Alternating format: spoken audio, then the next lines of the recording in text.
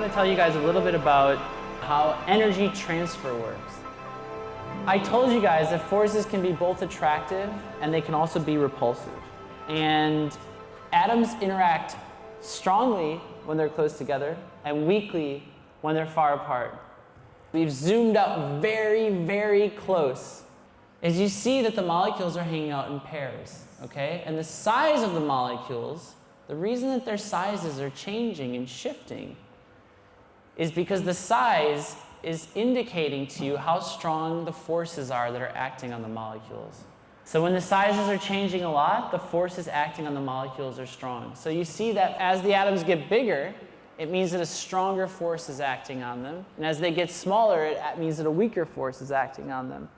So if you think about a spring, as a spring gets wider, then the force gets stronger to push it back together, and then as it gets smaller, the force gets stronger to push it back apart. And that's how vibrational motion happens. You can see the nucleus of each of the atoms. So the nucleus is a sort of bright dots, right? So that's the protons and the neutrons. But then you see that each atom has a little blurry cloud around it. That little blurry cloud is the electrons. The molecules are formed when these atoms share their little blurry electron clouds with one another. And in order to understand energy transfer, we need to understand something about temperature. I told you that things wiggle and jiggle because of the forces that act on them. But what determines the strength of their wiggling and jiggling? That's what I want to talk about now. So you see that now the atoms are going very, very slowly. And that's because the temperature of the simulation is very low. So there's not very much wiggling and jiggling. Now what we're going to do is we're going to heat the simulation up, and you're going to see how the motion starts as the simulation gets hotter. Very slowly, the temperature is increasing, and what you see is that the things are going to start moving. The guys that aren't moving at all are going to undergo collisions with the guys that are moving, and that's how they get their energy. They get their energy from collisions. So the molecules with no energy get excited when they interact with a guy that has a lot of energy. So this is a higher temperature, and now you see there's loads more motion. In fact, it's hard to find a molecule that's not moving very much. Let's ramp the temperature up a little bit, Mike. And now the motion is really sort of fast and way more chaotic because the temperature is higher. And this is exactly how atoms and molecules behave. At low temperature, there's very little motion, and at higher temperatures, there's loads more motion.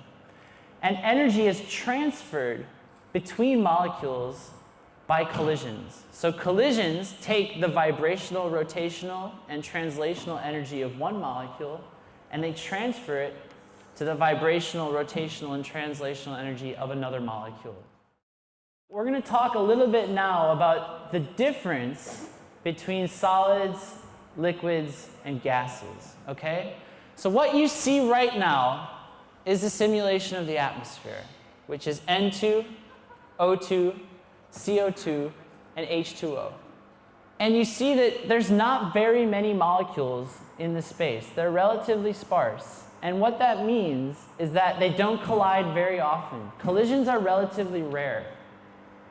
And the fact that the collisions are rare means that gases heat up very slowly, because the way that heat is transferred through a substance depends on how often they interact and exchange their energy with one another. And in a gas, those interactions are relatively rare. So now what we've done, we've made the atoms and molecules sparkle when they're colliding with one another.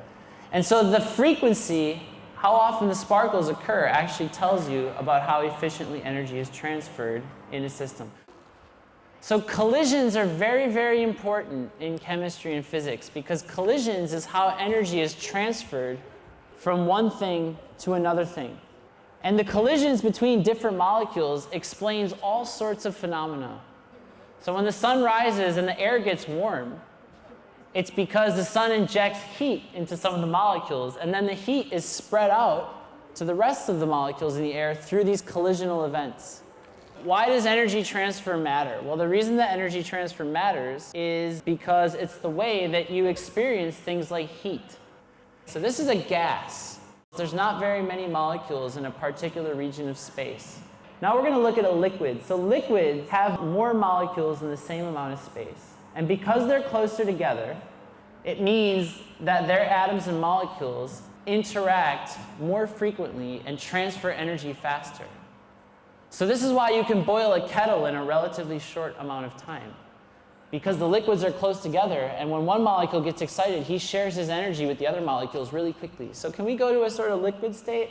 Here we go. Now we're in a sort of liquid state. We're just simulating atoms in liquid, okay? We're not simulating the atmosphere. And what you see now is that the atoms are close enough together that they flow past one another. And this is how it would look if you could see the molecules in the swimming pool when you're swimming. You would see this motion where they slip and slide and flow past one another in a very, very graceful manner. Now the sparkliness is showing you how often they collide. So this is why liquids heat up faster than gases do, because they're interacting more strongly with their friends because they're closer together because their temperature is lower. Let's look at a solid. So the solid is the last state of matter that you guys have heard about, and solids occur at lower temperatures. And in a solid, things almost can't move at all because they're stuck in place. And every time they try to move, they're bumping into their neighbors. And you guys know that when you burn your hand on a piece of metal, that metal can take a long time to cool down. And the reason metal can heat up very quickly, the reason that you can just heat one side of the metal and the whole bit of metal will get hot, is because the energy at the one side is transferred through all these interactions that exchange energy to the whole entire solid. And so what you see now is the solids are locked into place, but collisions are happening all the time, all over the place. And as I walk through, I'm actually like heat traveling through the solid, and the collisions follow me around because my force is making everything vibrate and wiggle and jiggle around me. I'm actually like heat being transferred through a network of atoms that are in a solid.